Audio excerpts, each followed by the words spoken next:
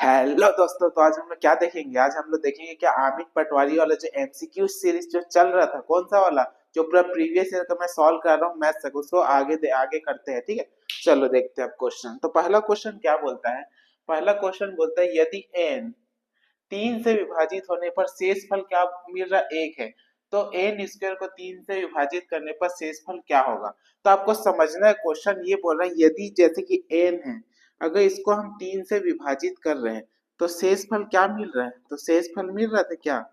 1 मिल रहा है, ये डिवाइड करने से। तो n स्क्वायर को अगर हम लोग 3 से विभाजित करेंगे तो ये जो शेषफल है, यहाँ पे शेषफल क्या मिलेगा ये पूछ रहा है। ठीक, तो याद रखना, अगर टी एन मतलब अगर हम लोग एन को अगर एज्यूम कर लेते हैं, क्या अगर एन का वैल्यू एज्यूम करेंगे, अगर हम लोग 4, ठीक है ये 4, तो 4 को अगर डिवाइड करेंगे 3 से तो एक एक ही बचेगा शेषफल। ठीक, जैसे मैं अगर ये 4 लिख दिया, इसको डिवाइड करेंगे 3 एकम 3, तो ये, तो शेषफल क्या बचा? शेषफल बचा ना 1। तो n बराबर अगर 4 है तो n स्क्वायर, n बराबर अगर 4 था तो n स्क्वायर बराबर क्या हो जाएगा?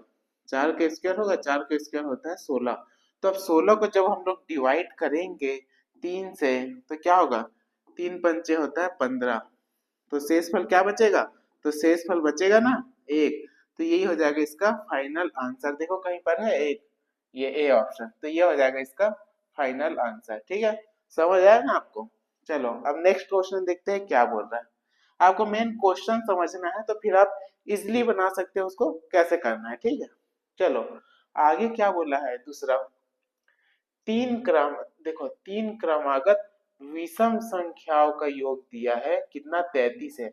तो सबसे बड़ी संख्या निकालना है, किसका? विषम संख्या का योग। तो विषम संख्या हम लोग मान सकते हैं तीन, एक्स मान सकते हैं, एक्स प्लस वन मान सकते हैं, और एक्स प्लस, गलत, यहाँ पे क्या मानना है आपको? क्यों? अभी मैं आपको बताऊं। एक्स मानेंगे, एक्स प्लस टू मानेंगे, और x प्लस फोर मानेंगे। क्यों? कोई पूछेगा सर यहाँ पे x plus one, x plus two क्यों नहीं मान सकते? तो देखो, अगर x के जगह अगर मैं वैल्यू पुट करूंगा 1 तो ये 1 हुआ, और यहाँ पे अगर मैं 1 पुट करूंगा तो क्या हो जाएगा? 1 प्लस टू हो जाएगा 3, और यहाँ पे 1 पुट करूंगा तो 4 और 1 5। तो देखो ये ऑड नंबर आया 1 3 5, तो ये क्या हो जाएगा? विषम संख्या। इसीलिए हम लोग पुट करते हैं, लिखेंगे x, x plus two, x plus four. ठीक, अब देखो तीन विषम संख्या हो गया, इसका योग दिया है क्या? 33। योग मतलब इसका पूरा ये जो जोड़ है, ये इसका योग क्या दिया है? इसका योग दिया है आपको 33। ठीक, ये ठीक है, ये पहला संख्या, दूसरा संख्या, तीसरा संख्या। ठीक, यहाँ पे ऐसे लिख लेते हैं, एक से लिख लेते हैं। पहला संख्या एक था एक्स प्लस टू, और एक था एक्स प्लस फोर, सबसे बड़ी संख्या। तो अगर x का वैल्यू निकाल दिए हम लोग, तो यहाँ पे अगर पुट करेंगे तो सबसे बड़ी संख्या निकल जाएगा। ठीक, तो चलो इसको जोड़ते हैं। तो एक दो तीन, 3x, 4 2 होता है 6, बराबर 33। 3x, और ये 6 इधर जाके माइनस हो जाता है, ये 27। अब ये इस तरह से कैंसिल आउट कर देंगे, 3 एकम 3, 3 निया 27। तो x का वैल्यू क्या हो जाएगा? 9 हो जाएगा ये। अब जो x का वैल्यू है उसको यहाँ पे पुट करना है। तो x का वैल्यू क्या था? तो x का वैल्यू था क्या था? 9। तो 9 प्लस 4 इक्वल टू कितना हो जाएगा? 13। तो 13 आपका क्या हो जाएगा? Final answer. तो कहीं पे देखो 13 है ये, तो ये हो जाएगा इसका फाइनल आंसर। ठीक, लेकिन अगर यहीं पे आपको बोलता सबसे छोटी संख्या क्या है, तो ये x की जगह पुट कर देते सबसे छोटी संख्या। तो x का वैल्यू 9 था, तो 9 इसका सबसे छोटा संख्या हो जाता। ठीक, तो ये आपको अच्छे से समझ आया होगा। आया कि नहीं आया ना? चलो ठीक है, तो फिर आगे। अब देखो नेक्स्ट क्वेश्चन क्या बोलता है। 0.57 के पावर बार का मान है, इसका मान क्या होगा? तो जैसे ही जिसके ऊपर भी पावर के ऊपर, जिसके भी नंबर के ऊपर बार रहता है, उसको जब हटाते हैं तो नीचे 99 आ जाएगा। जितना पावर, देखो देखो 57, तो दो नंबर के ऊपर बार था, तो दो नौ लिख देना ये। तो इसका फाइनल आंसर क्या आएगा? इसका फाइनल आंसर आएगा ये हट के 57 डिवाइड बाई 99। ठीक, ये हो जाएगा इसका क्या, फाइनल आंसर। ठीक, देखो कहीं पर है ये, तो हो जाएगा इसका फाइनल आंसर। अगर यहीं पर एक के ऊपर बार रहता तो क्या होता, ये जो सामने वाला जो नंबर है ना 57 से माइनस हो जाता। ठीक है, चलो नेक्स्ट क्वेश्चन देखते हैं। अब क्या, अरे नेक्स्ट क्वेश्चन तो वैसे ही है जैसा मैं आपको बताने वाला था अभी। ठीक, जैसे क्या बोला है, क्वेश्चन दिया है 0.57, लेकिन यहाँ पर क्या है, 7 के ऊपर बस बार है, का मान साधारण भिन्न में होगा, फ्रैक्शन में आपको बताना है। ठीक, तो मैं अभी आपको बताया जो बार हटता है तो उसके नीचे 9 हो जाता है, लेकिन जिस, ठीक है, तो जैसे अगर मैं बार हटा दिया ये 57, लेकिन याद रखना ये बार हटा, ये 9 हो गया, और जिसके ऊपर बार नहीं है तो उसका 0 लिख देते हैं। ठीक, माइनस जिसके ऊपर बार नहीं उसको इससे माइनस कर देते हैं। ठीक, तो 57 से 5 माइनस होगा तो क्या होगा, 52 होगा, डिवाइड बाई क्या बचा है 90। ठीक, तो ये हो जाएगा इसका क्या, फाइनल आंसर। ठीक, तो आंसर देखते हैं क्वेश्चन में। 52 देखो यहाँ पे नहीं दिया है, लेकिन अगर ये कहीं पे कट रहा है तो इसको काट लो, तो कटेगा। देखो 2 से काट लो, 2 दूनी 4, 2 छक्के 12, इसको भी काट लो 2 से, तो 45 बार में जाएगा, तो इसका क्या हो जाएगा 26/45। ये, तो इसका आंसर क्या आ जाएगा, अब आएगा फाइनली आंसर 26/45। कहीं पर है 26/48 नहीं, ये तो होगा ही नहीं, ये तो होगा ही नहीं, तो आंसर क्या हो जाएगा 26/45, ये हो जाएगा इसका फाइनल आंसर। ठीक, ये एग्जाम में आता ही है, व्यापम का फेवरेट क्वेश्चन है, ये देता ही देता है। ठीक है, ये आपको पटवारी में भी देखने मिल सकता है, नहीं मिलेगा तो आगे आने वाले जो हाई कोर्ट के एग्जाम होगा उसमें मिल जाएगा। ठीक, और कहाँ ही जाएगा ये भाग के। ठीक, वैसे भी व्यापम में आया हुआ क्वेश्चन है। ठीक, तो समझ आया ना। ठीक, चलो अब आगे क्वेश्चन देखते हैं। ये भी बहुत फेवरेट क्वेश्चन है, लेकिन इसमें क्या होता है, सब बहुत टाइम टेकिंग लगाते हैं, बहुत ज्यादा टाइम लगाते हैं। मैं आपको बताऊंगा कि ये जल्दी कैसे बन जाएगा, सेकेंडों में। ठीक, क्या बोला है, 2/3, 3/5, 7/9 और 11/13 में से सबसे छोटी भिन्न कौन सी है। इसमें बताना ये चारों में से सबसे छोटा कौन सा है। तो आप इसको लिख लो पहले, 2/3,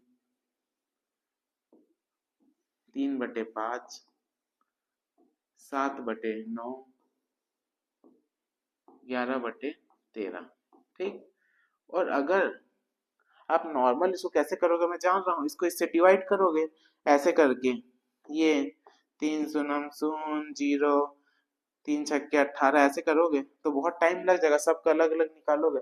तो आपको ऐसा नहीं करना है, आपको क्या करना है मैं आपको इजीली बता रहा हूँ, एकदम इजी वाला। आपको क्या करना है, इसमें सब में एक एक जीरो लगाना है, इसके सबके लास्ट में जीरो लगा, ये जीरो लगा और ये जीरो लगा। ठीक, अब देखो, अब इसको क्या करना है, कैंसल आउट करना है। कैसे होगा कैंसिल आउट, 3 छक्के 18 होता है, 3 छक्के 18 मतलब 6.66 ऐसे आएगा पहले वाले का। अब दूसरा वाले का देखो, 5 छक्के 30 होता है ये।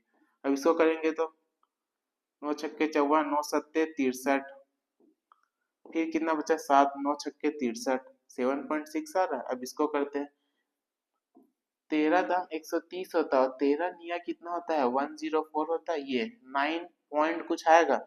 तो यहाँ पर से आपको देखना है जो भी ये चीज आएगा 9 पॉइंट, तो यहाँ पे आपको देखना है सबसे बड़ा नंबर कौन सा है, ये दिख रहा है सबसे बड़ा नंबर। ठीक है, ये, लेकिन आपको क्या बोला है सबसे छोटा भिन्न बताना, तो सबसे छोटा भिन्न कौन सा दिख रहा है, ये 6।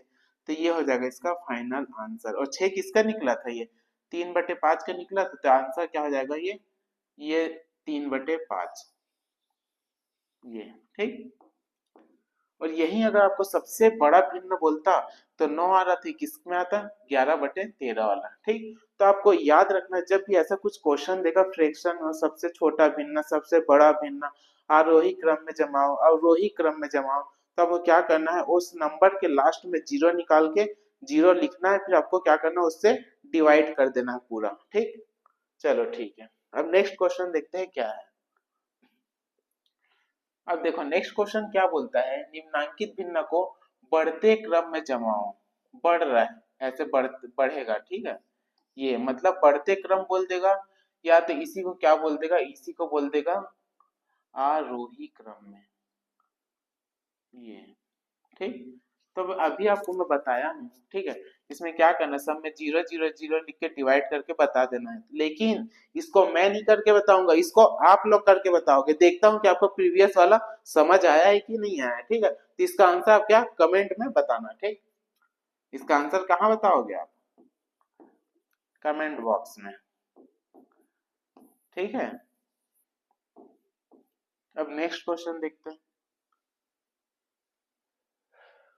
अब देखो यार, नेक्स्ट क्वेश्चन क्या बोलता है, ये सिंप्लीफिकेशन का है, ये बहुत इजी रहता है।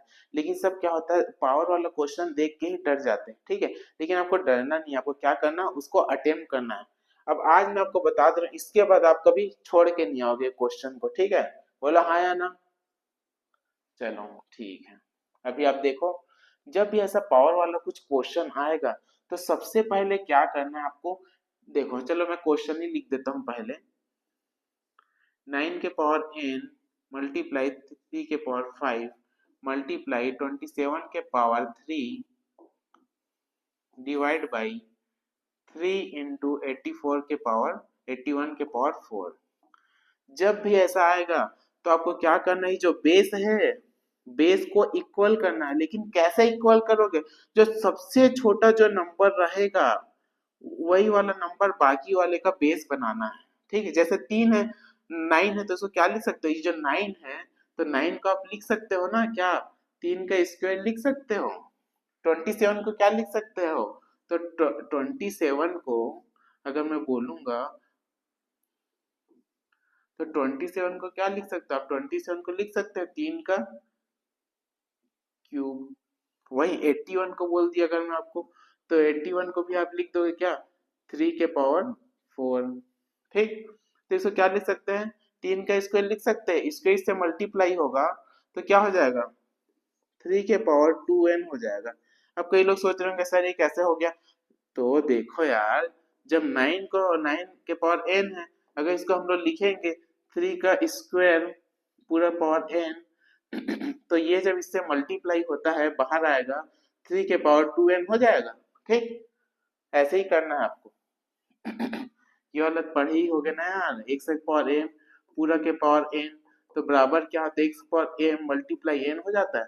ये तो आप पढ़े ही होगे, ठीक।